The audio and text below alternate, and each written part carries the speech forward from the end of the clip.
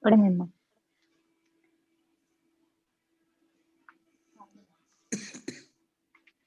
ഇത് ഫ്രണ്ടിലുണ്ട്.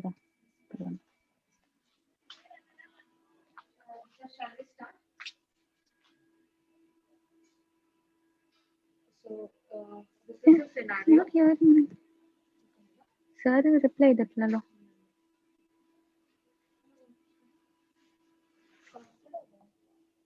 നിന്റെ ഫോണിൽ സൂം ഉണ്ടോ? സർ കേൾക്കാവോ സർ?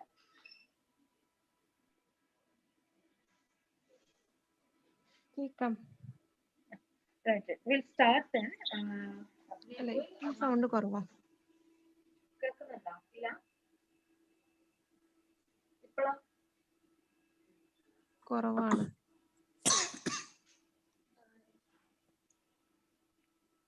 ഇപ്പൊ കേൾക്കുന്നുണ്ടോ? ക്ലിയർ അല്ലാഞ്ഞിട്ടാണോ അവന്തിക?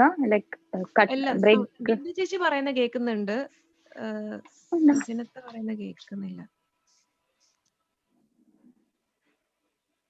ഹലോ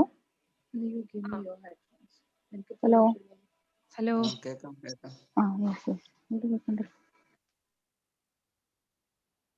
ഇപ്പൊ കേക്കാവോ? Okay. So we'll just start. I'll just share the screen.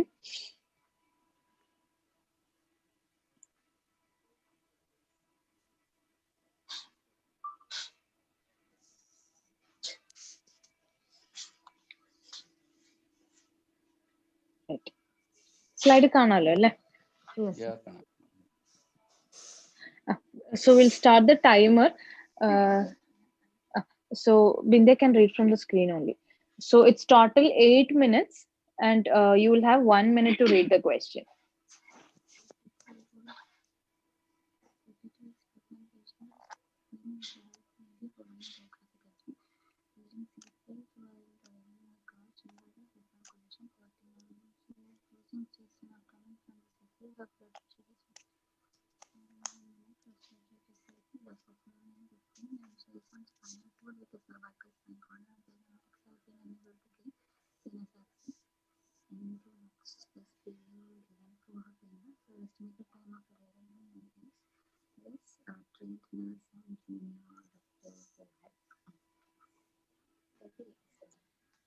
So you have one nurse to help you.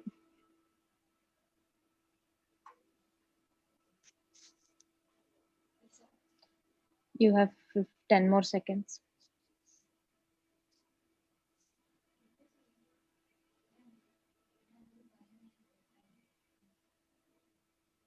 Okay, you can start now. Entering into the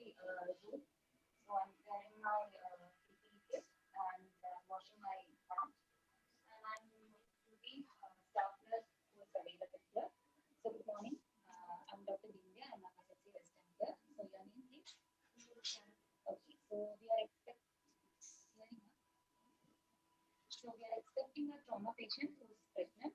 So I think he's got by our paramedics. So I think they'll be within 2 minutes. So do you have any experience in resuscitating pregnant trauma patient? Yes. Okay. So let's use your test. So you have to പിന്നെ wear all your sound PPE കേൾക്കുന്നില്ല. before she arrives, and you have to set her date for receiving the patient. So you'll be. So once the patient arrives, you have to make sure that the patient is being kept on the table, left lateral position, and you can arrange some like bed. Um, you can just keep her on the left lateral position, and after that you monitor the vitals. Okay, and I think they are not able to get the IV access. So when Your patient has arrived. Okay, so the patient is here. So you can keep on the bed, and you can make her lie down in the left lateral position. Okay, you can just make sure that she's in left lateral position. You can connect to the monitor and make sure that you get IV access and drain blood for all the routines, including the blood grouping and RH typing. Okay, okay. So we can call the trauma code. And inform the obstetrician ask them to come as soon as possible. Okay, so I'll assess the patient then. So, hello, madam. She's talking. She's talking in full sentence. So, do you have any pain over there, like anywhere in the body? Yeah, she's complaining of pain. So we can just give.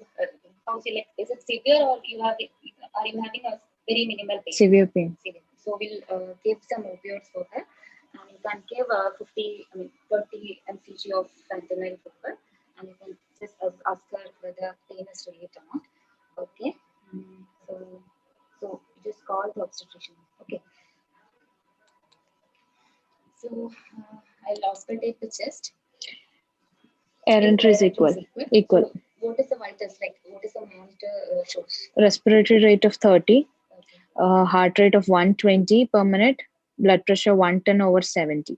Okay. So you can just keep open, like pull it as a Open and start normal saline. So you can start 250 ml of bolus. You can give. Sir, Bindya is audible, right? audible ആണ്. Right. കുറച്ച് sound കുറവുണ്ടെന്നുണ്ട്. കുറച്ച് പറഞ്ഞു. Continue. So you can start at 250. You can connect one. You can connect 1 liter of normal saline, and you can just give 250 ml bolus of medicine.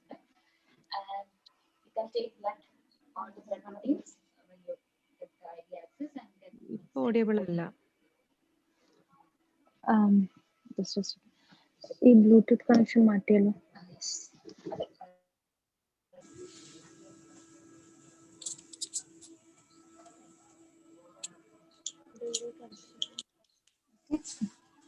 ഇപ്പൊ കേക്കാവോ? കേക്കാം. Avanthika audible ആണോ? അതെ.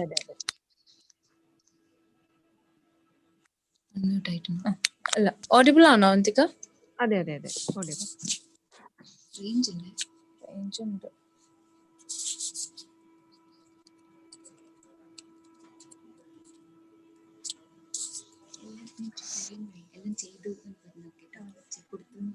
കേക്കാവോ സർ? കേക്കാം. Go ahead. ബ്ലൂടൂത്ത് ഓൺലി കണക്റ്റഡാ. ഇത് disconnect ആണല്ലേ?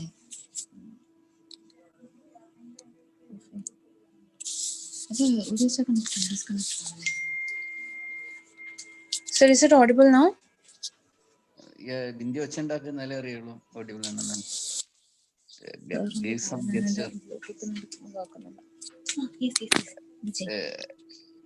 Sajina നന്നായിട്ട് audible ആണ്. But if you want to know, Bindya give some signage. Check ചെയ്യണം. കേക്കാവല്ലോ അല്ലേ? ഇപ്പൊ പറയുന്ന ആളെ കേൾക്കാനുണ്ട്. നമ്മൾ 2 minutes ലോസ് ചെയ്തിട്ടുണ്ട്. Will continue from there. ശരി. Go on. So you can connect it with the monitor. Monitor by this, so it is like kind of abnormal. So we can start on 2 liters of O2 via facial, 4 liters of O2 via facial mask, and you can start giving. You can connect 1 liter of normal saline and give 250 ml bolus of that.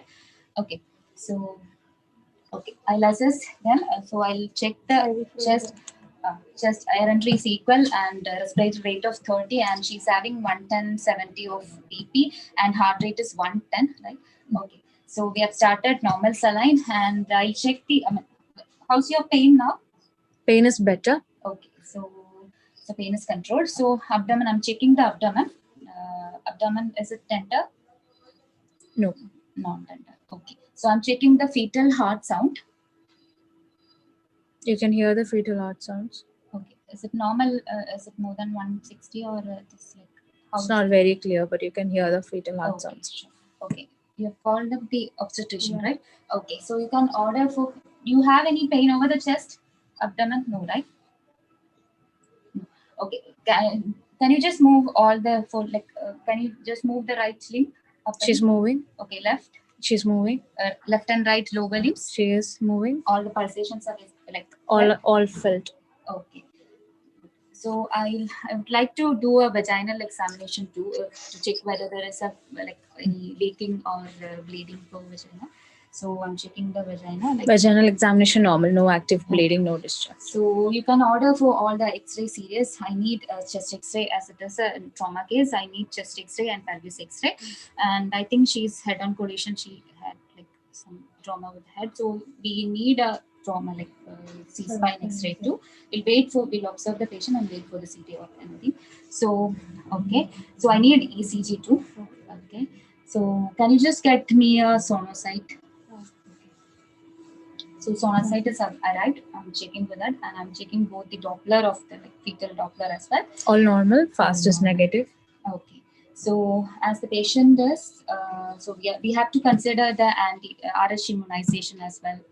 As the patient is pregnant, so I'm not very sure about the like dosage of the RH. Like once the RH immunization, so once the obstetrician arrives, we'll discuss with them and give. So okay.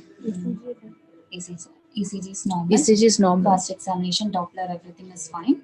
So okay. Okay. So she's not having any pain now. So okay. So how's the BP now? BP is 120 over 80. Okay. How's the heart rate? Heart rate has come down to 90. Okay. So oxygen saturation, everything is fine. Saturation is maintained with 4 liters of O2. Okay. So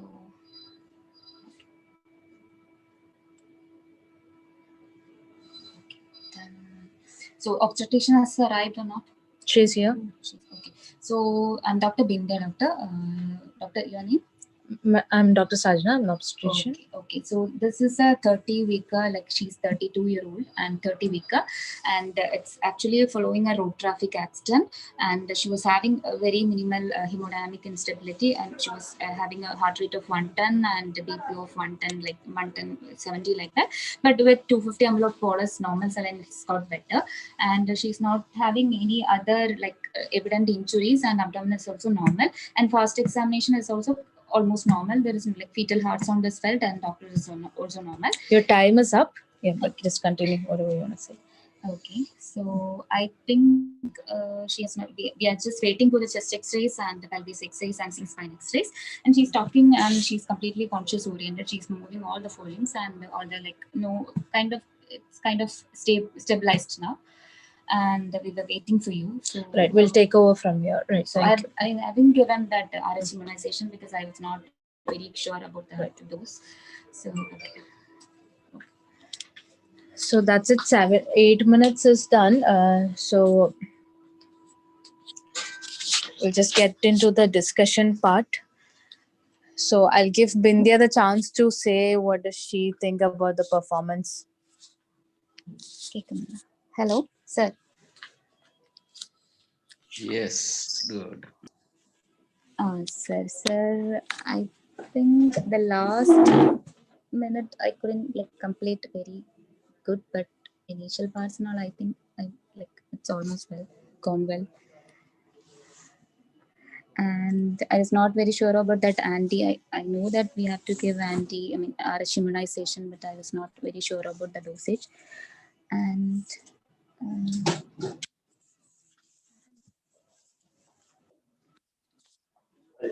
Okay, so we'll just go through the checklist and see if what she has missed out. I'll just share the screen once.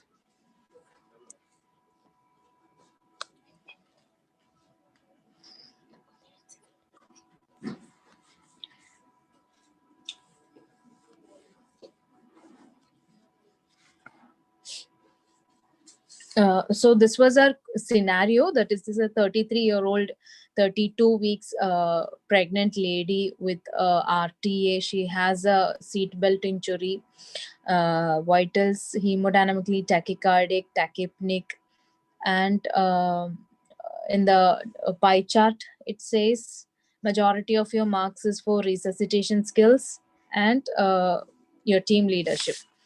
Okay, so coming to the mark sheets, so what you can see here, first thing, introduces to the nurse, which she has done. She has asked to call for a trauma code, which she has done. Call for an obstetrician backup, which has been done. Confirms the team member experience and skills, that is also done. And assigned roles, she has assigned the role to the staff nurse, that is also done. And wearing personal protective equipment, so they have worn one but they have not mentioned about it. So even if you are not doing it, you are supposed to, okay, so you are supposed to mention about it. And then anticipating about the need for, because it's a pregnant lady, need for a left lateral tilt. And then considering need for hemorrhage and arranging for bloods, that has been not done. And again taking appropriate handover from the ambulance crew. So this is a very important thing. The patient is yet to arrive, means somebody is bringing the patient in, so you have to appropriately take handovers from them. And ensure the cervical spine is immobilized safely throughout, which was not done. And ask for appropriate monitors to be attached. So yeah, that's been done. Pain, she has asked. Primary survey has to be done, but which I believe has not been completed. Uh, she checked for the air entry, asked for the heart rate and BP, but I don't remember you asking for GCS or her pupillary reactions. So the complete primary survey was not completed. IV access was obtained. Blood samples she has taken, but yeah, you have to specifically mention for sent bloods for whatever you want to send for, like a blood count, blood group, and cross matching. And patient had a sternal fracture from the seat belt. So so that's been missed out because the secondary survey could not be completed, probably because of lack of time. So if you have done a proper secondary survey, you would have picked up the sternal fracture as well. And commented about the other injuries, asked for an ECG, that's been done. Did a fast examination, that's been done. Confirmed the fetal state, she has checked for a fetal heart rate, fetal heart sound, and stated the need for anti-D considering it's a pregnant lady. Appropriate imaging have been done, and handovers to obstetrician has been done. So she has hit majority of the tick boxes, but the point here is that mostly you should not miss out on your uh, major critical actions. So here gross missing out has been happened on the primary survey. Yeah, cervical, from the cervical survey as well. So we'll just rush through the discussion of trauma resuscitation. Yeah. So give me a second, sir. Audible or no? Yeah, audible. Yeah. Yes. So I'll just give you a gist of how to do a resuscitation station. So when your station is resuscitation, especially trauma resuscitation, so you uh, കേൾക്കുന്നുണ്ടോ നിങ്ങക്ക്? Hello sir, കേൾക്കാവോ sir? Oh, yes, yes. Yes. Yeah, okay. So especially if it is a trauma resuscitation station, the 1 minute you get here, like that is for you to read the question and prepare yourself.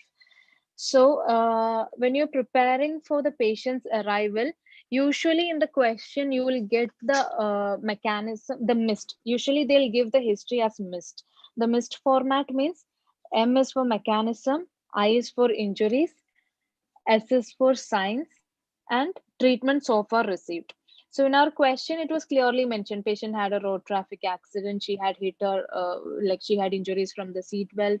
What were her injuries? Her vital signs were given, and she has received so and so treatment so far. Okay, so that from the mist you should arrive at the on based on this mist you should be arranging your trauma team and brief your team about what are you anticipating, how bad and what complications are you anticipating. So this preparation should occur in your first minute of you reading the question. Okay, so that's the first point. Prepare for the patient's arrival based on the history you get. And mostly in examinations they'll be giving you a very inexperienced staff also. So the candidate is expected to manage most of the part of the resuscitation. So when you're deciding on the trauma team and your plan of action, first thing you need to decide on whatever you need. Okay, that includes your the personal you need on resuscitation. So accordingly decide if you need a trauma surgeon, an anesthetic backup, radiologist, whoever. If you need an airway doctor, you need an extra doctor to do a procedure. So you should be prepared regarding the personnel you need for resuscitation. Second thing, make sure you have enough space in your resuscitation bay. Third thing, prepare yourself for all the anticipated interventions. So that would include starting from your IV lines, IV fluids, bloods, check for the availability of blood in the blood bank, prepare for procedures like airway intubation, chest tube, thoracotomy, or other procedures.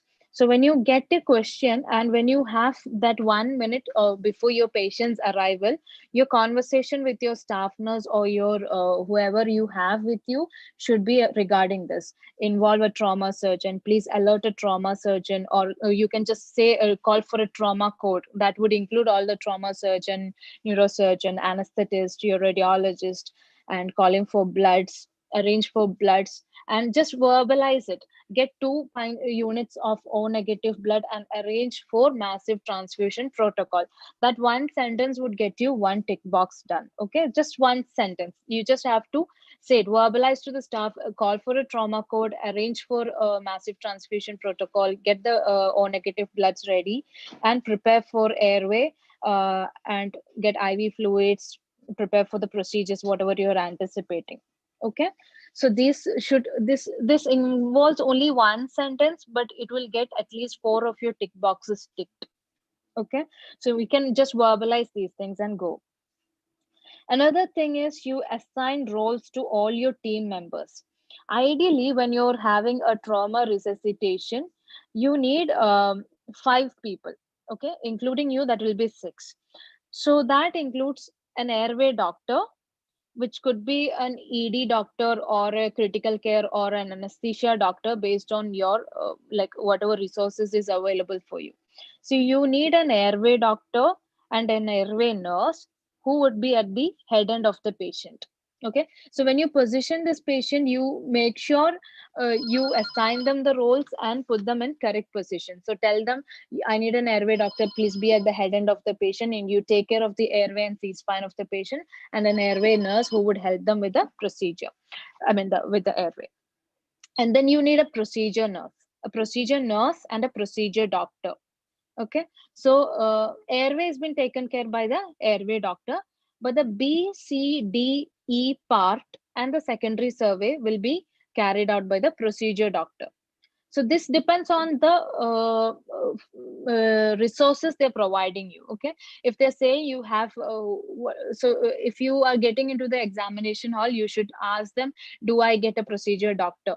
If they say yes, then you can assign them the roles. Okay, so the procedure doctor will continue with assessment of breathing, circulation, disability, and exposure. And the team leader, which will be you, the candidate, will be at the foot end of the patient, and you will make sure you will oversee the whole thing. And then you will have a scribe nurse who will give you information. Okay, extension സോനയാണ് കേട്ടോ. അല്ല നമ്മൾ so just excuses. Sona is നമ്മളിവിടെ class എടുത്തോണ്ടിരിക്കാം. Ask her to see. She's on not on duty. Yeah.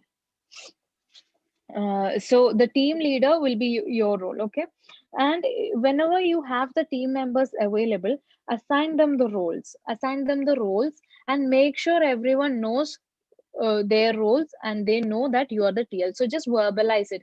I hope everyone is clear about their roles. Do you have any concerns?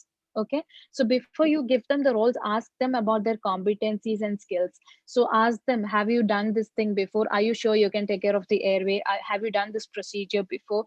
Are you competent enough to do it? Just ask them about their skills and competencies. Okay, if the nurse says no, I haven't done it, so then you have to find a replacement. So you need to verbalize it. Mostly earlier in Part C exams, in the resuscitation stations, they used to give more than 10 minutes, but now they have restricted it to again 7 minutes only. So it's very difficult unless you're very prepared and you have a clear idea in your head and you learn the script and go. It will be very difficult to finish it off in 7 minutes.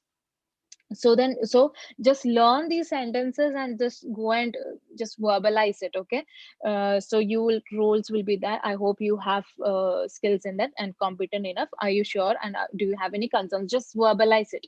That will get your tick boxes done. Okay, so and then this is like in your preparation phase. Okay, your patient has not yet arrived, so this is like your 1 minute of question reading where you prepare yourself, make a plan, and then when your time starts, you talk to your staff nurse, decide on whatever you need, and give them verbal orders. And once your patient arrives, you're supposed to start your resuscitation. So again, here the pie chart is very important because you should read the pie chart to understand what is your test. So based on this, in resuscitation, trauma resuscitation, you can get two types of skill assessment. One would be your resuscitation skill assessment, and second is your leadership skill assessment. Okay, so in our pie chart, most of the marks were for resuscitation skills. So it could be the other way also. So please concentrate on your pie chart. Even if it's a resuscitation station, sometimes they don't expect you to resuscitate the patient. You just need to, they will probably assess your leadership qualities.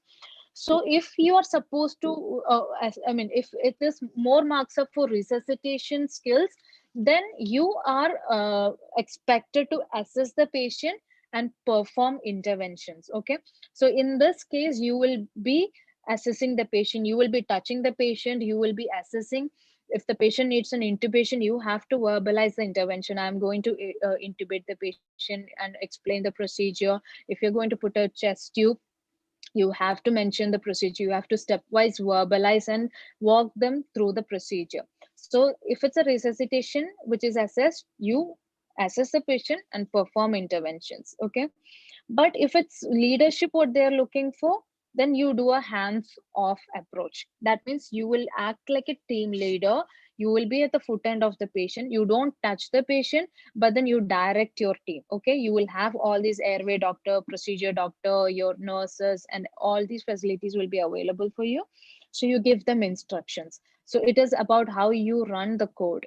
Okay, how you advise them and how you correct them, and if you're doing some mistakes, or about your constructional conversation, closed loop communication, that's what they're going to assess in there. Okay, now upon patient's arrival, uh, So in trauma resuscitation, even though we do a horizontal approach in our ED, but in exam you are expected to do a vertical approach. That means you go A, B, C, D, E stepwise. Okay, and know your team members and their roles. So if you have resources, you can do a hands-off approach, oversee the procedure.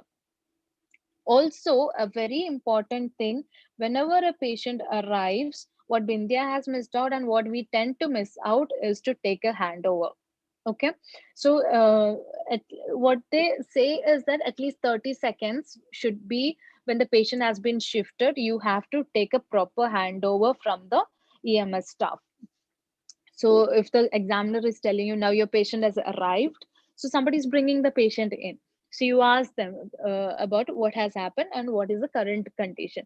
So mostly, if you miss out on taking a handover, you're going to miss out on the clues. Okay, sometimes many of your critical actions will be hidden in this, the handover. So always don't forget to take a handover. They might give you certain clues. So if you don't take handovers, you'll miss out on that. Okay, so based on the handover, again you replan your thing. Okay, based on the history, you plan and communicate with your team members. Again, clear communications. If you're giving them orders, ask them to do so and so, and then reassess the patient. Okay, and again, if you have an airway doctor, ask them to take care of the airway, and the procedure doctor will do the B, C, D, and E part and the secondary survey. So when you do an airway, verbalize the whole thing. So what Bindya has missed out is because like she has assessed airway, breathing, and circulation, but missed out on the uh, disability and exposure part. So just be, this is like your most critical part, ABCD. If you miss out ABCD, you are going to fail in the station. Even though you have all your tick boxes done, your critical actions and your critical assessment is not complete, so they'll fail you in the station. So resuscitation station, it's not just the tick boxes what they assess, but how you overall perform in the station.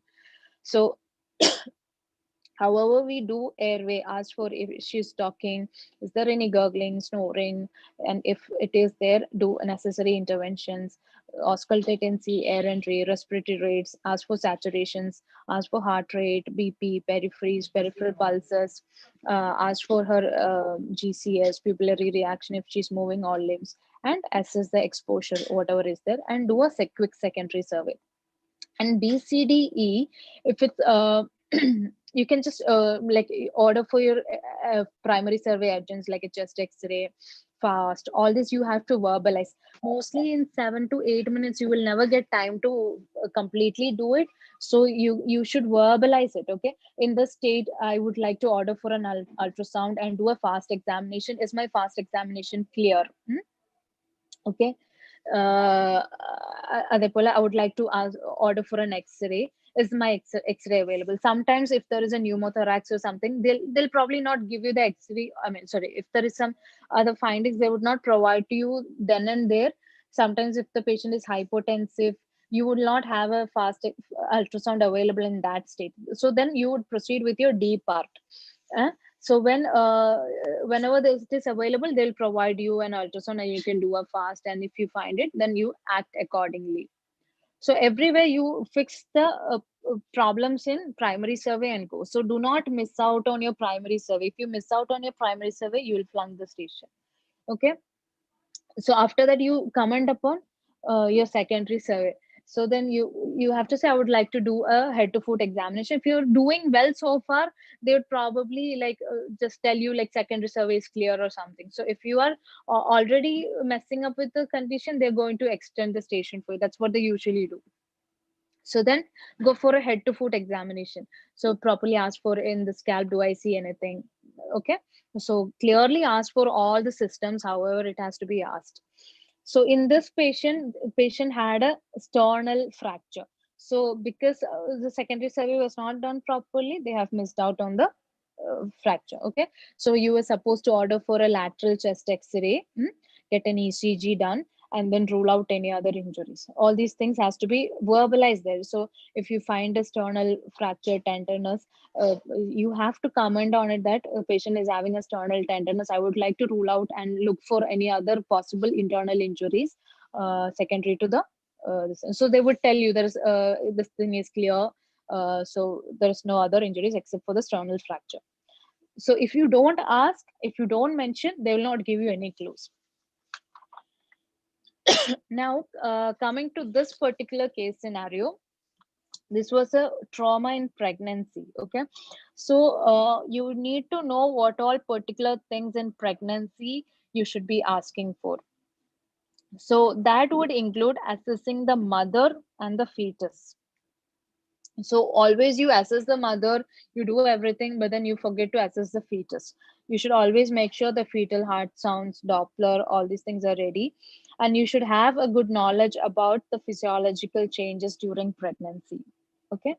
And also awareness should be there regarding possibility of a difficult airway. A pregnant patient may have delayed gastric emptying, increased gastroesophageal reflexes. So all of these would be a risk for aspiration, okay, and that would compromise the airway. So you need to anticipate all these things and verbalize all these things. And if you're supposed to perform a chest tube in pregnancy, because of the huge uterus, the diaphragm will be raised. So when you're placing a chest tube, it should go into a higher position than the usual. So when you're doing a procedure, you should verbalize that since this is a pregnant woman, I would like to put the chest tube in a position higher than the normal. So if you don't mention it, see, these are the things they're expecting you to tell. So if you don't say these things, you lose marks there. And again, in a pregnant female, it's difficult to do a proper abdominal assessment, and there are chances for uterus injury and chances for bleeding inside the uterus. So your fast would be normal, but then patient would be hypotensive. It could be uterine rupture. Okay, so there are other possibilities of blood loss as well. So you need to keep the possibility and chances for that in mind and comment about it. And again, the most important thing, large uterus, it can compress the vena cava, which can result in hypotension. So in any pregnant trauma and any other resuscitation in pregnancy, the patient should go for a 35-degree left lateral tilt, or you can manually displace the uterus to the left. So, or you just mention, since this is a pregnant female, I would like to place a Cardiff wedge under the patient and give a left lateral tilt. So if you don't mention this, but these are the things they're expecting you to tell in trauma pregnancy. Okay, so do not miss out on that. And again, fetal monitoring, early involvement of an obstetrician. So all these things should come in the initial stage where you have already verbalized about, I would like to call in for an obstetrician as soon as possible, arrange for fetal monitors and Doppler. Okay, and again, feto-maternal hemorrhage, this is another important thing. So if the mother is rhesus negative, if the child is positive, there's always possibility of cross reactions, and you should consider the need for giving a anti-D immunization.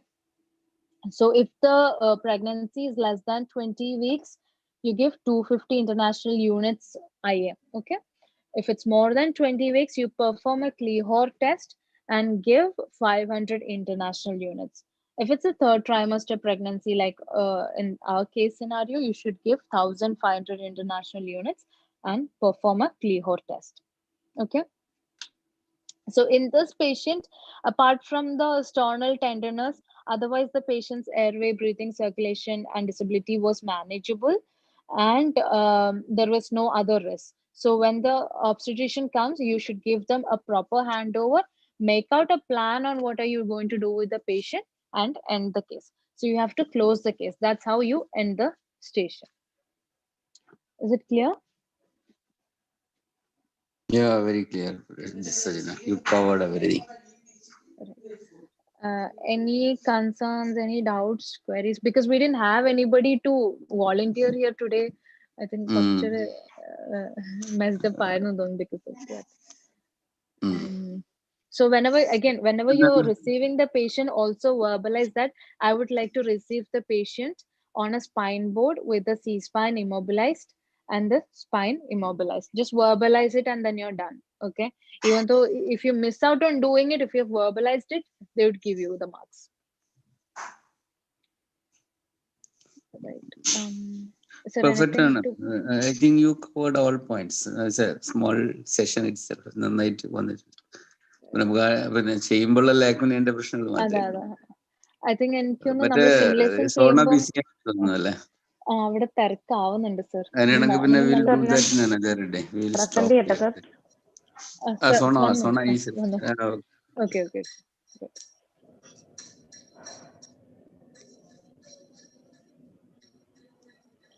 സോണ അവിടെ issue ഇല്ലല്ലോ അല്ലേ? No issues അല്ലേ? I can go അല്ലേ? Sir. Sir, slides കാണാൻ പറ്റുന്നില്ലേ sir? ഓ കാണാം. Okay. Good morning. My topic is MRCEM Part B, Obstetric and Gynecological Emergency. So core topics under this is ectopic or tubal pregnancy, antepartum hemorrhage, hyperemesis gravidarum, preeclampsia, eclampsia and HELP syndrome, miscarriages, use of anti-D immunoglobulin to prevent recessive hemolytic disease, trauma in pregnant woman, intermenstrual bleed, vaginal discharges and sexually transmitted diseases, pelvic inflammatory diseases, pelvic pain in non-pregnant women, that for example, ovarian cyst, ovarian torsion, endometriosis, presentations of gynecological cancer. These are the important topics which are to be covered under this obstetric and gynecological emergency. So we'll go to first question. A 36-year-old female who is 30 weeks pregnant present to ED with vaginal bleeding for the previous 6 hours. She has had no abdominal pain. It is her second pregnancy and she knows her blood group is AB negative. Her observations are heart rate is 110, BP is 100 by 55 and respiratory rate is 24 per minute. So the sub questions under this is, what are the 2 common causes of vaginal bleeding in the late pregnancy? Give 4 clinical features which would help distinguishing between the 2 causes, which you will be giving for answer for the question A. And what examination must be avoided and why? Give 4 management steps in the ED. Name 4 indications for giving anti-D in the ED. These are the questions. So our question is 36-year-old female, 30 week pregnant, and main thing is it's a late pregnancy, 30 weeks, and they're asking 2 common causes for vaginal bleeding in late pregnancy. So our 2 common causes would be placenta previa and abruptio placenta. So see, bleeding per vaginum after 20 weeks of gestation is termed antepartum hemorrhage and occurs in 3 to 5% of all pregnancies.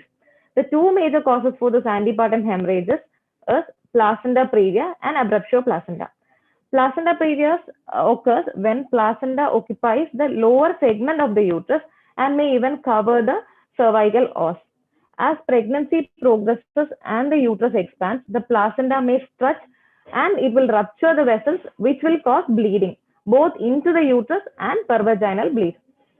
So now abruptio placenta. Abruptio placenta is nothing but it is a separation of the part of the normally situated placenta from the uterine wall, resulting mainly in the bleeding into uterus, although some blood escapes into the vagina. So let's see the difference between placenta previa and abruptio placenta. Both this placenta previa and abruptio placenta can present with pervaginal blood loss and hypovolemic shock, although there are certain clinical features. So let's see. A placenta previa is painless, but abruptio placenta, there is pelvic pain. Placenta previa, you can see it is non-tender uterus, no signs of fetal distress, but in abruptio placenta, there is fetal distress and tense tender uterus on examination. And placenta previa, here the clinical shock is in proportion to the visible PV blood loss. And in abruptio placenta, clinical shock is out of proportion to pervaginal blood loss. That is, bleeding is mainly in utero bleeding. I hope it's clear. Next question was, what examination must be avoided and why? So digital vaginal examination must not be conducted in antepartum hemorrhage as if placenta previa is present, because this may promote further bleeding. It also adds to little to immediate management. The obstetrician may wish to perform a speculum examination, but this should not be done as a part of an ED care. So we'll call up the obstetrician and they can they can perform a speculum examination. So that is our answer, which we should not do we should never do a digital vaginal examination in ED. So next question was, give 4 management steps in ED and name 4 indication for giving anti-D in ED. So management of antepartum hemorrhage depends on its cause and the amount of the bleeding. All the patients, even though with small bleeding, should be admitted under the obstetrician team. Heavy bleeding or shock patient, first you have to resuscitate them according to ABCD protocol, and you have to call up the obstetrician and you have to involve the obstetrician. And for the patient, in our question, I hope you would have noticed heart rate was 110, that is tachy, and patient was hypotensive. So first, what you have to do is you have to start, mandatorily you start O2, and you have to secure IV line, insert 2 large bore cannula, and initiate intravascular fluid resuscitation. Then cross-match blood and transfuse as required. Patient presenting in hypovolemic shock may need O negative blood while waiting for cross-match blood. So you have to arrange that. Call immediately for senior obstetrician's help. You have to send blood for all the full blood count. You have to send clotting and renal function. Institutional cardiotocography to be monitored for fetal distress. And then if any further test is required, you have to consult with the obstetrician, and you can do that. USG and speculum examination can be done, can be discussed with the obstetrician and can be done. Or if emergency C-section is required, you can discuss with the obstetrician, you can arrange for that. Okay, next was for whom you're giving anti-D. So a Rh negative mother exposed to a blood of Rh positive fetus can rapidly develop antibodies, that is anti-D IgG, against Rh antigen. That is while the pregnancy in situ, that is first pregnancy, this this situation might be unaffected, but further pregnancy, what will happen is Rh positive fetus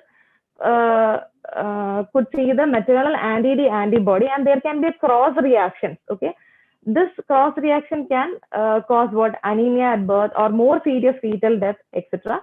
So in this condition, we give immunoglobulin. So to avoid recessive hemolytic disease, anti-D immunoglobulin is given after 12 weeks of pregnancy. As Sajina has already mentioned, before 20 weeks, you give 50, then 250, and then 1,500. Sorry, 250, 500, and 1,500. After 12 weeks, you give this for a recessive negative mother who is exposed to feto-maternal hemorrhage, such as threatened miscarriage, ruptured ectopic pregnancy, chorionic villus sampling, amniocentesis, placenta previa, placenta abruption, or labor itself. Okay, these are the conditions where you give. Okay, so first part, mainly we were dealing with placenta late complications in the bleeding in late pregnancy, that is mainly abruptio placenta and placenta previa. Now we'll go to the next question. A 24-year-old woman who was 32 weeks pregnant present to the ED with a 6 hours history of frontal headache and blurred vision. She has not attended any of her antenatal appointments since the booking scan at 11 weeks, where a single intrauterine pregnancy was seen. So sub-questions under this is, what are the 3 features, what 3 features are required for the diagnosis of preeclampsia? Which pregnancy are at risk of preeclampsia, and give 4 maternal risk factors for this. And next question is, you suspect preeclampsia in this patient. Give 3 further clinical signs which might indicate the mother has severe preeclampsia and is in danger of eclampsia and seizure. Next question is, what would be the pharmacological treatment which is required at present? Last question is, the full blood count of the patient shows normal WBC and HB, normal HB, but the platelet count is 45. What important diagnosis related to preeclampsia does this result indicate is present, and what apart from thrombocytopenia are the other clinical features of the diagnosis, and give 2. So first we'll see what are the 3 features which is required for the diagnosis of preeclampsia, and 4 maternal risk factors for this. So preeclampsia is a multi-system disorder of the late pregnancy. So here for the diagnosis by the presence of any of the three features. So three features are blood pressure more than 140/90, proteinuria, and edema. In this any three out of the three, any two is present, then you call it preeclampsia. So maternal risk factors for preeclampsia include primipara, first pregnancy with a new partner, BMI of more than 35, age more than 40, Afro-Caribbean ethnicity, multiple pregnancy, family history of preeclampsia, pre-existing hypertension, diabetes, or renal disease. So we know what is preeclampsia. What are the three things to diagnose? Three features, out of which two is only required to call it a preeclampsia, and what are the maternal risk factors? So next is signs and symptoms, which other than this will be included in this preeclampsia. So symptomatic severe preeclampsia is ominous, as the progression from symptoms to eclamptic seizures or death from stroke. So let's see the symptoms and signs. This includes severe headache. Already our patient is having severe headache. Along with that, we already told blurred vision. So severe headache. Second would be visual disturbances. Next is upper abdominal pain, vomiting, tenderness over the liver, elevated liver enzymes. ഇതൊക്കെ set പക്ഷെ എനിക്ക് അതുകൊണ്ട് ഞങ്ങൾ വിളിച്ചു diagnosis തന്നെ എഴുതുന്നുള്ളത്. Hello. Symptoms are severe headache, visual disturbances, upper abdominal pain, vomiting, tenderness over the liver, elevated liver enzymes, altered mental status, irritability, hyperreflexia or conus, papilledema, signs of fetal distress, thrombocytopenia. They have asked only for 4. You can mention the first 4: severe headache, visual disturbances, upper abdominal pain, vomiting, tenderness over the liver. Okay. Next is our last question was, what pharmacological treatment is required now? So you can see, to a patient with eclamptic seizures, give magnesium sulfate 4 grams slow IV followed by an infusion of 1 gram per hour for a minimum of 24 hours as initial treatment. If a further 2 gram magnesium sulfate can be given if the patient continues to have fits. And next would be urgent delivery of the baby is required. That is a definitive treatment for this. Okay. So treatment, first initially you give 4 gram slow IV followed by 1 gram hourly infusion. If the pregnant lady still continue to have fits, you can give 2 gram magnesium sulfate. And above all this, the definitive treatment would be emergency C-section. Now, the HELP syndrome occurs in about 3% of the patients with preeclampsia and is marked by additional presence of clotting cascade activation, intravascular hemolysis, and liver dysfunction. The letter HELP stands for H for hemolysis, E for elevated liver enzyme, L for low platelets, and this recognition of HELP is important as it is indication for urgent delivery of the fetus to prevent progression to acute liver decompensation, coagulopathy, renal failure, and eclamptic seizure. So our question was pharmacological this and about the HELP. So we'll go to the next case. This case is 22-year-old primipara who is 10 weeks pregnant, presents to the ED with severe vomiting. She has suffered from early morning vomiting since 6 weeks into the pregnancy, but over the past 5 days, the vomiting has become continuous and she now feels weak and lightheaded on standing. Her heart rate is 105, BP is 105/65, and temperature is 37.2. So apart from continuous, next our sub questions are, apart from continuous nausea and vomiting, give 3 features which help in diagnosis of hyperemesis gravidarum. Okay. Next is, name 2 urinary investigation which should be performed in the ED for this patient. Next is, the doctor who has initially assessed this patient asks for an advice on what blood test to perform. What blood test would be of value in the situation, giving you reasons.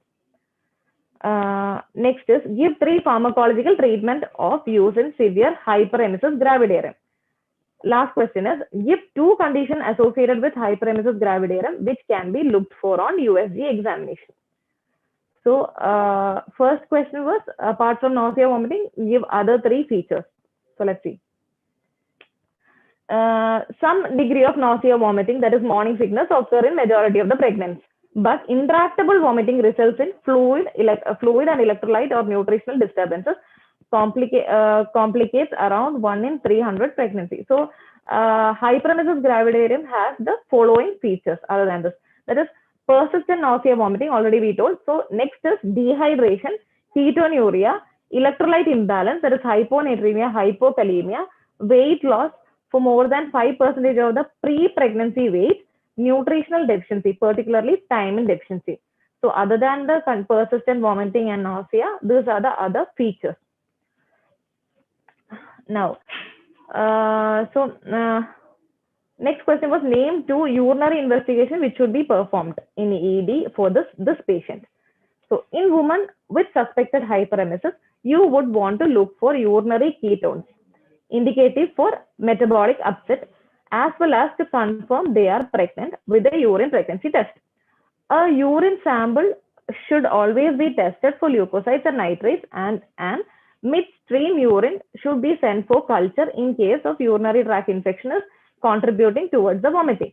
So three things to mainly what urine test you are doing. So for you have to check for urine ketones. Second thing would be you have to check if she is pregnant or not. Last thing would be you have to check the urine for urinary tract infection, and you have to send this midstream urine for culture. Next, about the blood investigation. Blood investigation would include full blood count to look for a raised hematocrit, often seen with dehydration, electrolyte to look for hyponatremia, hypokalemia, as I have already mentioned, as well as urea and creat to look for the evidence of pre-renal and renal failure, secondary to dehydration. Check the blood glucose, as hypoglycemia is more common with pregnancy. So you have to check full blood count, including electrolytes, to check for if there is any electrolyte imbalance, and you have to check creaturia to check if there is any pre-renal or renal failure because of dehydration, and you have to always check glucose because hypoglycemia is very common in pregnancy. Now, next question was the pharmacological approach to hyperemesis. How do you approach this hyperemesis? So first thing would be fluid and electrolyte replacement. Give NS according to the clinical signs. Dextrose solution should be used with caution due to the risk of precipitating vernix encephalopathy if the woman has become thiamine deficient. Next thing is hyponatremia, we have already told. So hypokalemia, you have to give potassium supplements. Next is antihistamines are effective in elevating vomiting, and promethazine 25 mg IV is recommended as first line treatment because it is safe in early pregnancy. Prochlorperazine or metoclopramide are used or are also used with good effect as antiemetic during pregnancy, although absolute data on safety is still lacking. Next is give thiamine 100 mg QID to treat likely deficiency, that is IV thiamine if required, and serious dangers of vernix encephalopathy. Next would be other multivitamins orally when if patient is tolerating. So initial thing would be always fluid and electrolyte replacement. If hyponatremia, you have to correct with NSHL. Hypokalemia, you have to give potassium supplements. Then you can go for promethazine 25 mg IV, and then prochlorperazine and metoclopramide can be also used. Then multivitamin if patient is tolerating.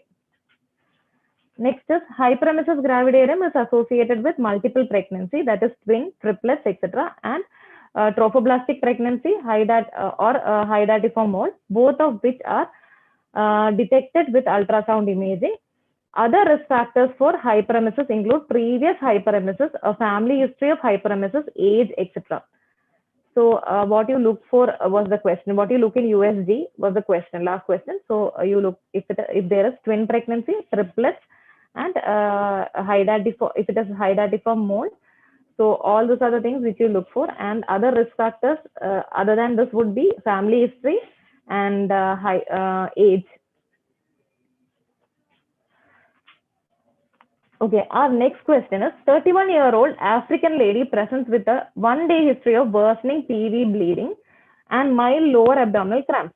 Her LMP was approximately 8 weeks ago, and she says she had a positive home pregnant test 2 weeks previously. She has had 3 previous miscarriages, one pregnancy which went to term. Her observation at triage is heart rate is 90, BP is 130/75, and temperature is 37.2. What bedside investigation should be performed first? First, what do you perform in this lady? So the first establish if the patient is pregnant with a UPT test. That would be our priority. At the same time, perform a dipstick test for infection. If the pregnancy test is negative, but the LMP is significantly delayed, blood can be sent for beta HCG. Okay, that is what you do first. So what bedside investigation? So UPT you can do. If that is negative, you can send a beta HCG. What are the 4 possible category of miscarriages? And shortly define for definition for each. So let's see. Miscarriage is generally divided into 4 categories. First one is threatened miscarriage. Second is incomplete miscarriage. Complete, next is complete, and then is missed miscarriage.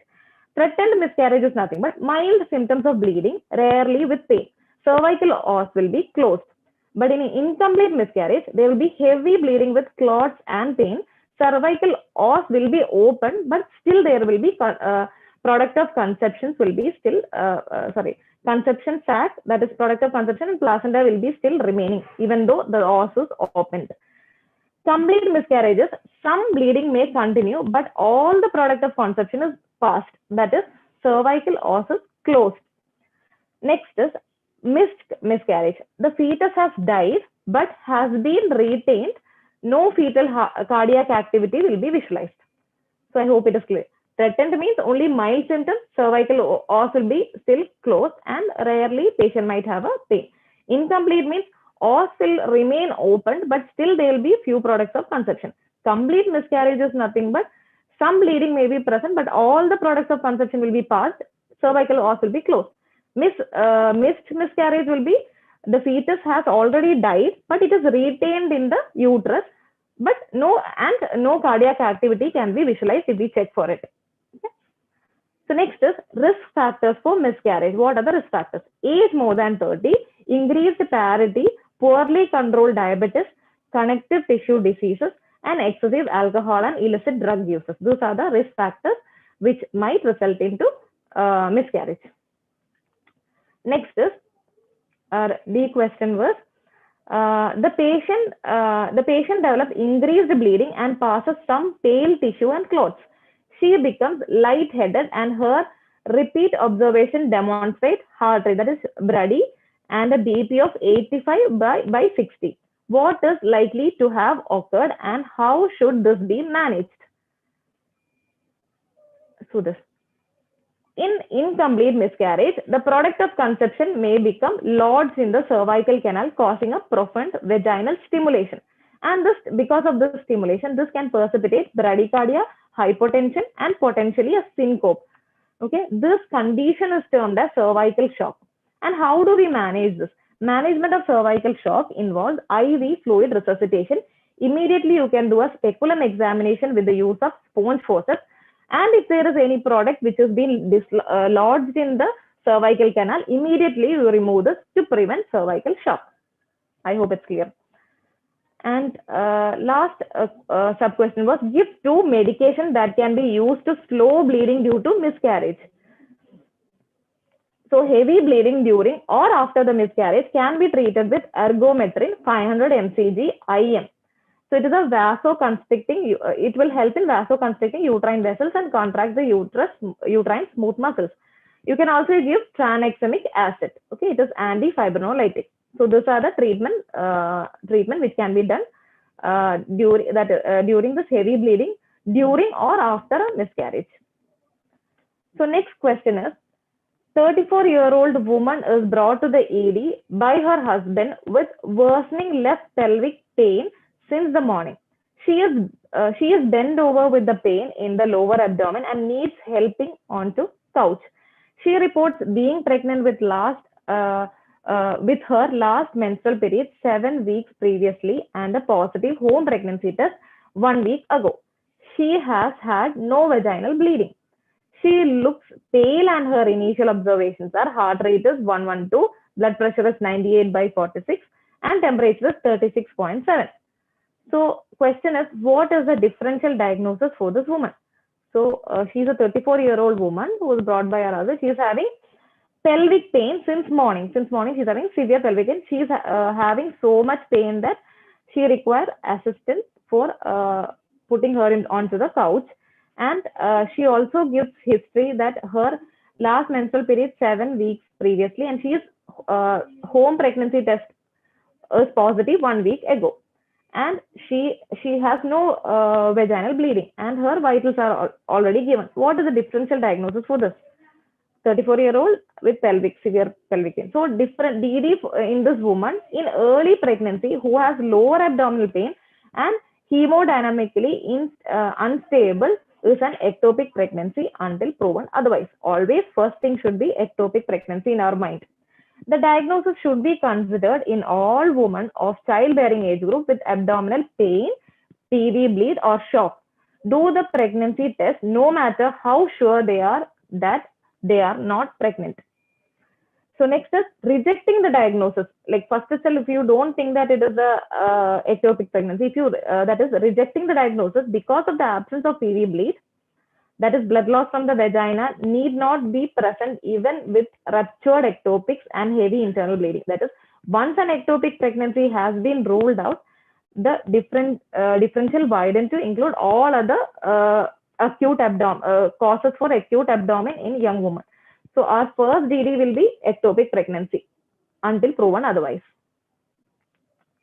So risk factors are was the next question. Risk factors for ectopic pregnancy. These are in vitro fertilization, pelvic inflammatory disease or salpingitis, previous ectopy, surgery to the fallopian tubes, endometriosis, intrauterine contraceptive devices. All are the risk factors for ectopic pregnancy. So our C part was describe your management of this woman in the ED. Give 4 key steps. How will you manage this patient in ED? So all women with any suggestion of ectopic pregnancy should be referred to the gynecology team for evaluation. Shocked patient with suspected ectopic pregnancy need the operation theater straight. It should be ready. So first thing would be manage the pregnant lady or the patient in the resuscitation area. Call a senior gynecologist immediately to the bedside. You have to arrange blood, cross-match blood you have to arrange and give O negative if there is a peri-arrest. Set up 2 IV lines and infuse colloid. Do not aim for normal blood pressure. Aim to keep the patient conscious. Okay.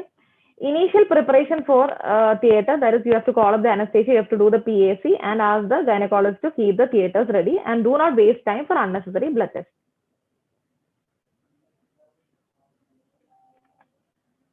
So our D part was, if this woman has presented earlier and before becoming hemodynamically unstable, what 2 investigation might be performed to diagnose her condition? So let's see, if she would have presented in a stable state, let's see.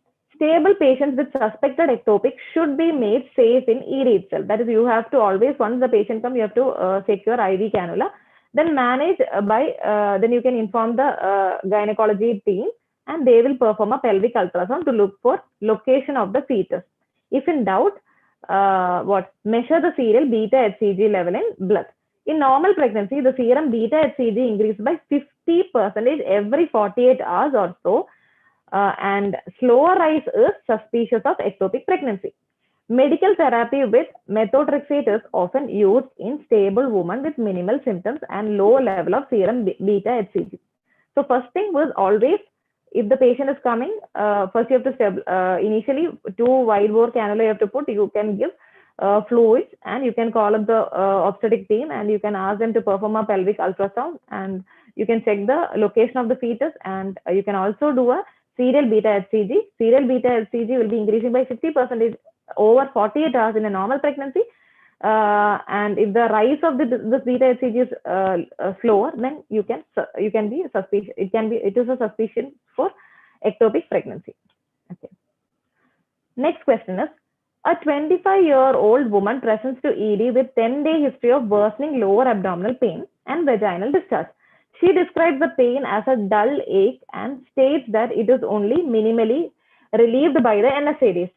She is currently sexually active. You are concerned she may have pelvic inflammatory disease. Her observations are heart rate is 105, blood pressure is 115 by 75, and her temperature is 38.2. So she's a young lady with 10 days worsening history of lower abdominal pain and vaginal discharge. She is giving this pain history, and this pain is only minimally relieved by NSAIDs, and she's sexually active lady. And next is you are thinking, your concern is that she might be having a pelvic inflammatory disease. Her observations in ED are 105, blood pressure is 115, 75, and temperature is 38.2. Next is, first question is, name 4 of the common features that the Royal College of Obstetrician and Gynecological suggests makes a diagnosis of PID likely. So name 4 common features. Okay, let's see what are the common features. So there are features which might suggest pelvic inflammatory diseases. First will be bilateral lower abdominal tenderness, abnormal vaginal or cervical discharge. Both this our patient has got. Fever is also present in our patient, more than 38 degree. Abnormal vaginal bleeding, deep dyspareunia, that is pain on sexual intercourse, cervical motion or adnexal tenderness on bimanual palpation. So those are the features which is indicative of pelvic inflammatory disease. Pain, abnormal cervical discharge, fever, abnormal vaginal bleeding, deep dyspareunia, cervical motion or adnexal tenderness. So next question was name 2 common sexually transmitted organisms that can lead to PID. So chlamydia, as we all know, chlamydia, trichomatis, and Neisseria gonorrhea are the most commonly implicated in PID. Although genital mycoplasma and endogenous vaginal flora can also be responsible. So chlamydia, trichomonas, and Neisseria gonorrhea are the. So C part was give 4 investigations relevant to the diagnosis of PID. So investigation would be young woman presenting with an abdominal pain should first and foremost have a UPT test done as always to exclude an ectopic pregnancy. Urine should always be checked for leukocytes and nitrates as a sign of urinary tract infection. Blood test should be done, including inflammatory markers. That is full blood count you have to do. Along with that, a CRP also you have to do. High vaginal and endocervical swab should be performed either by the gynecologist or by an ED doctor if the ED doctor is experienced. So what all you have to do is you have to do an UPT first, confirm the pregnancy, and then you have to go for URE. You have to see if there is an urinary tract infection, full blood count, including the inflammatory markers, and you can also take an endocervical swab. PID needs symptomatic management always. First, it is very painful, so you have to give pain management, analgesia, and antipyretics. Patient might be febrile, you have to give antipyretics and analgesia. May need to be admitted under gynecology if the patient is symptomatically unwell, if she is septic, if the patient continues to vomit, is unable to take oral medication, or if the pain is uncontrolled, means pain is poorly controlled. So follow-up for discharge patient should be made with a gynecologist. Okay.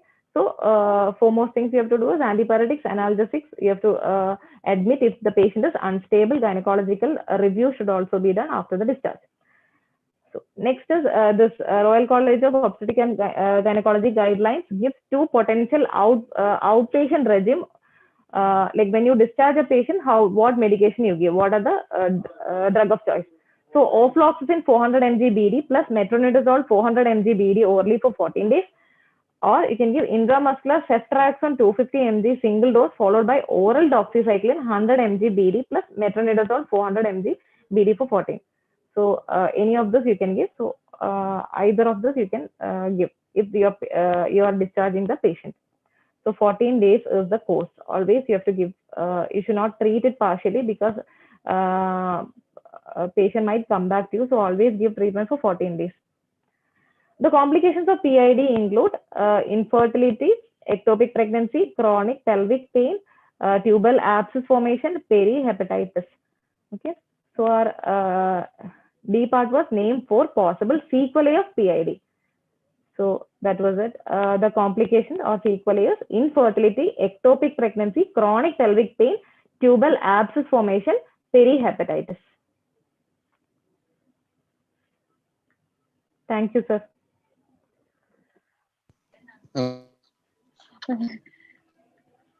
It was a very extensive presentation, I guess. Yeah. So basically, part B regarding gynecology and obstetrics, uh, I think Sona's So covered everyone, yeah, yeah. purely എല്ലാം ഇനിയിപ്പോ ഒന്നും പറയാണ്ട് തോന്നില്ല. പക്ഷെ I അല്ല, ഇത് മതി, just ഇത് മതി. അപ്പൊ ഇതിനേക്കാളും കൂടുതലൊന്നും പരീക്ഷയ്ക്ക് ചോദിക്കില്ല. അതെ അത്രയും ശരി. അതെ പിന്നെ പിന്നെ വേണമെങ്കിൽ ആ, അല്ല, ഒരു 2 ക്വസ്റ്റനിൽ നിർത്തണമെങ്കിൽ അതെ നിർത്തായിരുന്നു. അതാ അപ്പൊ ഇനി ഇതന്നെ ഈ സ്ലൈഡ് തന്നെ വീട്ടിൽ കൊണ്ടിട്ട് വായിച്ചാൽ മതി എല്ലാരും. പിന്നെ ഇതിൽ അത് മതി. പറയുന്ന അതെ, അതെ. വെച്ചാല് The ഈ people can just read this slide. That no അതെ other അതെ question will ask in part B more than this. അതെ അതെ. പിന്നെ പാർട്ട് പിന്നെ ബിയിൽ പ്രഗ്നൻസി എന്നൊന്നും കുറെ അവർ ട്വിസ്റ്റഡ് ആയിട്ടൊന്നും ക്വസ്റ്റ്യൻ ചോദിക്കില്ല, ഭയങ്കര ഡയറക്റ്റ് ക്വസ്റ്റ്യൻസാ ചോദിക്കാൻ പോണേ. അതെ, അപ്പം അതെ. എന്തായാലും ഇപ്പൊ നമ്മള് ഒരു ക്വസ്റ്റ്യൻ എന്തായാലും ചോദിക്കും. ആൾവേസ് ദേ വിൽ അതെ ആസ്ക്. അതെ അതായത് പിന്നെ ഈ ഗൈനക് ഏരിയന്ന് എന്തായാലും ഒരു ക്വസ്റ്റ്യൻ ഉണ്ടാവും. പിന്നെ പിന്നെ ആൻസേഴ്സ് ക്വസ്റ്റ്യൻസ് ഒക്കെ ഇങ്ങനെ തന്നെയാണ്, കറക്റ്റ് ആണ്, കുഴപ്പമൊന്നുമില്ല. അതെ. സജന എന്തെങ്കിലും ആഡ് ചെയ്യാനുണ്ടെങ്കിൽ ആഡ് ചെയ്യല്ലേ? എനിക്ക് ഞാൻ ജസ്റ്റ് എക്സാം പോയിന്റ് ഓഫ് വ്യൂല് ടിപ്സ് മാത്രം പറയാം. ഇതിൽ എന്തെങ്കിലും ഒരു ഡയറക്റ്റ് ക്വസ്റ്റ്യൻസ് ചോദിക്കാൻ പോകുന്നത്, അപ്പോൾ ജസ്റ്റ് ഇതിന്റെ ആൻസേഴ്സ് എല്ലാം കറക്റ്റ് ആയിട്ട് പഠിച്ചു നോക്കി. ഇപ്പൊ ഈ ഇൻഫെക്ഷൻസ്, ഇപ്പൊ വജാനൽ ബാക്ടീരിയോസിസ്, ക്ലമീഡിയ, ഇതിന്റെ എല്ലാം ഡ്രഗിന്റെ ഡോസസ് എപ്പോഴും ചോദിക്കുന്ന ക്വസ്റ്റ്യൻസാ. അപ്പൊ അതെല്ലാം കറക്റ്റ് അങ്ങനെ തന്നെ പഠിച്ചു. എത്ര ഡേയ്സിന് ഇപ്പം ceftriaxone 1 gram IM single dose followed by azithromycin, അങ്ങനെയാണ് അത് അങ്ങനെ തന്നെ പഠിച്ചു വെക്കാം. പിന്നെ ഭയങ്കര ഡയറക്റ്റ് ക്വസ്റ്റ്യൻസാ ചോദിക്കുക. ഇപ്പൊ സോന ഡിസ്കസ് ചെയ്ത ആൻസേഴ്സിൽ പോലെ കുറെ വാരി വലിച്ച് എഴുതാൻ നിൽക്കണ്ട. Just write 1 point because you will have only 1 minute to answer 3 stems. അപ്പം ജസ്റ്റ് ആ പോയിന്റിനുള്ള ആൻസർ മാത്രം വയ്ക്കുക. What is the drug of choice and dose എന്ന് ചോദിച്ചാൽ ഡ്രഗ് എന്താണെന്നുള്ളതും ഇത് മാത്രം എഴുതുക. അത് കൂടുതൽ ഒന്നും എഴുതാൻ നിൽക്കരുത്. പിന്നെ അതേമാതിരി തന്നെ എഴുതിയിട്ട് പഠിക്കുക. അപ്പോഴും when you are practising for part B, keep on practising writing. നിങ്ങളെ റൈറ്റിംഗ് സ്പീഡ് ഇൻക്രീസ് ചെയ്യുക വേണ്ടത്. സോ എഴുതി തന്നെ പഠിക്കുക. use a pencil because examiner you're going to write with a pencil, so when you're studying use a pencil and write with that. And our speed increase here and answer to the point. If they're asking you 3 clinical features അല്ലെങ്കിൽ 3 causes എന്നൊക്കെ ചോദിക്കുകയാണെങ്കിൽ just write 3. If you're going to write 4, going to take only the first 3 options, so you wasting time to write the 4th point is absolute waste. അപ്പം നിങ്ങൾക്ക് significant ആയി തോന്നുന്ന first 3 points മാത്രം എഴുതുക. How much ever you write beyond that they going to discard it. I mean they not going to consider it. So you just wasting your time there. അപ്പൊ എഴുതി പഠിക്കുക, increase your speed of writing and preferably with a pencil and take the same pencil with you for exams because you will have a knack of writing with the same thing. പിന്നെ answer to the point. Don't write too much at all. എന്താണോ question, what is the cause എന്ന് ചോദിച്ചാൽ cos മാത്രം എഴുതുക. Dose ചോദിച്ചാൽ dose മാത്രം എഴുതുക. അതിൽ കൂടുതൽ ഇപ്പോൾ ഡോസ് ആൻഡ് ഡ്യൂറേഷൻ ഒക്കെ ചോദിച്ചാൽ നിങ്ങളിപ്പോ അതിൽ കൂടുതൽ ഓർ എന്നുള്ള ഓപ്ഷൻ ഒക്കെ ഉണ്ടെങ്കിൽ അതൊന്നും എഴുതാൻ നിൽക്കണ്ട. ജസ്റ്റ് അതിനുള്ള ആൻസർ മാത്രം എഴുതുക because you lose a lot of time. So in part B അധികം ആൾക്കാർക്കും പറ്റുന്നത് എന്താ വെച്ചാൽ they will be out of time. ഇപ്പൊ 60 questions and all 60 questions with 3 stems for each question. So it has occurred multiple times that at least 20-25 questions attempt ചെയ്യാനേ സമയമില്ലാണ്ട് വരും. അപ്പം avoid over writing and try to write and learn when you are learning. ഇപ്പൊ എഴുതി പഠിക്കുക. പ്രഗ്നൻസിയിലൊന്നും നിങ്ങൾക്ക് കൂടുതൽ ഇങ്ങനത്തെ ടോപ്പിക്സിലൊന്നും ഒക്കെ ഡയറക്റ്റ് ക്വസ്റ്റ്യൻസ് വരും. അപ്പൊ ആ ആവശ്യമുള്ള മാത്രം പഠിക്കുക. ഓവർ സ്റ്റഡിങ്ങും വേണ്ട, ഓവർ റൈറ്റിംഗും വേണ്ട. അതാണ് ഒന്ന് പറയാനുള്ളൂ. Okay. ഒരു ഇതില് പറഞ്ഞ പോലെ most of the people who are losing part B എന്ന് വെച്ചാൽ ടൈം ഇല്ലാത്തതുകൊണ്ടായിരിക്കും പലപ്പോഴും. ഒരു 80% ആളുകൾക്കും. അതെ, ഇപ്പൊ നമ്മൾ 10 എത്രയാണ് 50 ക്വസ്റ്റ്യൻ, എത്ര 20 ക്വസ്റ്റ്യൻസ് എത്ര ഉണ്ടാവില്ല ടോട്ടലി? 60 question with 3 സ്റ്റെം ഉണ്ടാവും. ഓരോ ക്വസ്റ്റ്യനും 3 സ്റ്റെം. അപ്പൊ 60 ക്വസ്റ്റ്യനിൽ പല ആൾക്കാർ ഒരു 50 എണ്ണം ഒക്കെ എഴുതുമ്പോഴത്തേക്ക് ഒരു ടൈം 50 ഒക്കെ എഴുതുമ്പോഴേക്ക് പല ആൾക്കാർക്ക് ടൈം ഔട്ട് ആയിട്ടുണ്ടാവും. 10 ക്വസ്റ്റ്യൻസ് ഒന്നും അറ്റംപ്റ്റ് ചെയ്യുന്ന 10 ഒന്നും വേണ്ട, ഒരു 4 ക്വസ്റ്റ്യൻസ് നമ്മൾ അറ്റംപ്റ്റ് ചെയ്തിട്ടില്ലെങ്കിൽ തന്നെ എക്സാം ലൂസ് ചെയ്യും നമുക്ക്. എല്ലാവർക്കും ഉണ്ടാവുന്ന ഒരു പ്രശ്നം അതാണ്. പിന്നെ വേറെ ഒരു സാധനം എന്ന് വെച്ചാൽ you may think like this is just an exam. അതിനേക്കാൾ ഉപരിയായിട്ട് ഈ SAQ and this kind of question in fact they are training you how you are managing the cases in ED as well. അതും കൂടിയാണ് അതിൽ വരുന്നത്. Actually it is A reflection. Suppose നമ്മളൊരു ഇപ്പോൾ ഒരു ഡ്യൂട്ടിയിൽ നമ്മൾ 4 കേസ് കാണുന്നു, 5 കേസ് കാണുന്നു വിചാരിക്കുക, അല്ലെങ്കിൽ 10 കേസ് കാണുന്നു വിചാരിക്കുക. ഈ 10 കേസും 10 ഡിഫറെന്റ് പ്രോബ്ലം ആയിരിക്കും. മേ ബി ഒന്ന് കൊറോണറി ആയിരിക്കും, വേറെ ഒന്ന് ട്രോമ ആയിരിക്കും, വേറെ ഒന്ന് ഈ പറഞ്ഞ പോലെ ഒരു പേഷ്യൻ്റ് വിത്ത് UTI ആയിരിക്കാം, വേറെ ഒരു പേഷ്യൻ്റ് വോമിറ്റിംഗ്, ഇങ്ങനെ വരുന്നു എന്ന് വിചാരിക്കും. അപ്പോൾ ഇതില് നമ്മൾ ഈ quickly, suppose you are alone duty, how you are quickly see this patient and how you are quickly addressing that case, and how you are not going to suppose one patient with a multi system problem. So ഒരു CKD patient വരുന്നു, CKD patient abdominal pain ഉണ്ട്, കാലിൽ infection ഉണ്ട്, diabetes ഉണ്ട്, and multiple problem ആയിട്ട് വരുന്ന സമയത്ത് see like all the problem you enumerate and which one you will address more precisely and exactly at the point of time എന്താണ് നമുക്ക് വേണ്ടതെന്ന് വെച്ചാൽ ആ ഒരു സ്റ്റൈൽ ഓഫ് തന്നെയാണ് നമ്മൾ ഓരോ SAQലും നമ്മൾ റിഫ്ലക്ട് ചെയ്യുന്നത്. This is the same thing that is reflecting in part C also. Part സിയില് 16 കേസ് ഓഫ് 19 18 സ്റ്റേഷൻസ് അല്ലേ, 16 station and 2 blank stations, 18 stations ഉണ്ടാവുമ്പോൾ just you think like you are managing that 18 different cases in a single sitting, and while you are appearing the part Z, this is the exact feeling you will get it. നിങ്ങൾ ഒരു duty schedule ചെയ്ത് എഴുതുന്ന 6 മണിക്കൂറിന്റെ ഒരു duty schedule ചെയ്ത് അതിൽ 18 case കണ്ടു എന്നുള്ളൊരു ഫീലാണ് നിങ്ങൾക്ക് കിട്ടുക. Where also like yes you have to do a focused approach. ഇതാണ് ഇതിൽ വേണ്ട ഒരു കണ്ടന്റ്. അപ്പം പിന്നെ ഇത് മാത്രമല്ല, അഡീഷണലി ഇപ്പൊ നേരത്തെ സജിന പറഞ്ഞ pencil, unless you are not writing on the paper, you will not get that speed and then how to write it. But now that additional challenge is now the at least like in another 1 year or 2 year till that corona and vaccines and other thing yes, is yes. complete. It is this is you have to write in the computer. So you have to practice how you are typing and your typing speed, and this is also very important in the coming days. അപ്പോൾ ഇനിയിപ്പോ അടുത്ത ഇതിൽ നിങ്ങൾ appear ചെയ്യുന്ന ആളുകളാണെങ്കിൽ right now ഇപ്പൊ മുതലേ നമ്മൾ പ്രാക്ടീസ് ചെയ്ത് കൊടുക്കണം. പിന്നെ ടൈപ്പിങ്ങിൽ എങ്ങനെ ഇത് ഉത്തരങ്ങൾ അടിച്ചു കയറ്റുന്നു എന്നുള്ളത്, എഴുത്തല്ലോ. അപ്പൊ ഈ രണ്ടും, പല ആൾക്കാരും എഴുതുന്നതിൽ ചിലപ്പോൾ സ്പീഡ് നല്ലതായിരിക്കും, അത്രയും സ്പീഡ് ചിലപ്പോൾ ടൈപ്പിങ്ങിൽ ചിലപ്പോൾ നിങ്ങൾക്ക് കിട്ടിക്കൊള്ളണമെന്നില്ല. അപ്പൊ അതുകൊണ്ട് that also you have to practice nowadays. അതാണ്, ഇത്രയേ ഉള്ളൂ അതില്. വേറെ എന്തെങ്കിലും ഉണ്ടോ? Any questions from Avantika, Shahim and Vernas?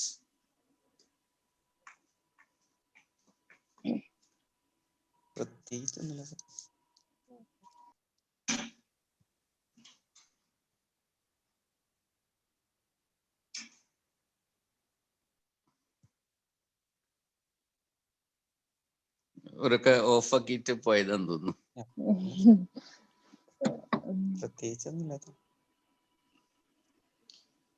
പിന്നെ other thing to Shahim, and again this is this kind of questions will come for NB also. ഇതിൽ വരുന്ന ഓരോ ക്വസ്റ്റ്യൻസും ഓരോ 10 മാർക്കിന്റെ ക്വസ്റ്റ്യൻ ആണ്. നിങ്ങൾ എഴുതുമ്പോൾ അത് കുറച്ചും കൂടി ഒന്ന് എലാബറേറ്റ് ടു ദ പോയിന്റ് മതിയാവില്ല. പക്ഷെ if you when we are evaluating the paper, നിങ്ങൾ കുറെ വാരി വലിച്ച് എഴുതിയാലും നമ്മളതിൽ മാർക്കൊന്നും കിട്ടൂല, NB യുടെ കാര്യത്തിലുണ്ടെങ്കിൽ. കാരണം ഒരു ദിവസം നമ്മൾ 10-300 പേപ്പറൊക്കെ നമ്മൾ വാല്യൂ ചെയ്യുമ്പോൾ we are looking only to the points. അതാണ് ഷഹീമിനോട് പറയാനുള്ളത്. Do you have any question? ഇല്ല സർ. എന്തെങ്കിലും ഉണ്ടോ?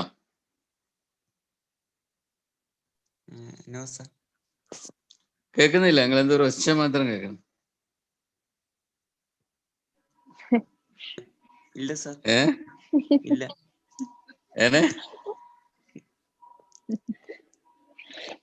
ഷൈം ഇന്നലത്തെ ഡ്യൂട്ടി കഴിഞ്ഞിട്ട് എല്ലാം പോയിട്ടുണ്ട് സർ. ഫ്യൂസ് അടിച്ചിട്ടുണ്ട് ഇന്നലെ അക്യൂട്ട് കെയർ ഏതാണ് ഇന്നലെ അക്യൂട്ട് കെയർ ഡ്യൂട്ടിയിലെല്ലാം എല്ലാവരും ഫ്യൂസ് പോയിട്ടുണ്ട്. ഇന്നലെ ഹെവി ആയിരുന്നു അല്ലേ? ഓ ഇന്നലെ പിന്നെ നല്ല എങ്ങനെയായിരുന്നു കൊളായിരുന്നു. സജിന ഫൈനലി? പിന്നെ how did you manage that?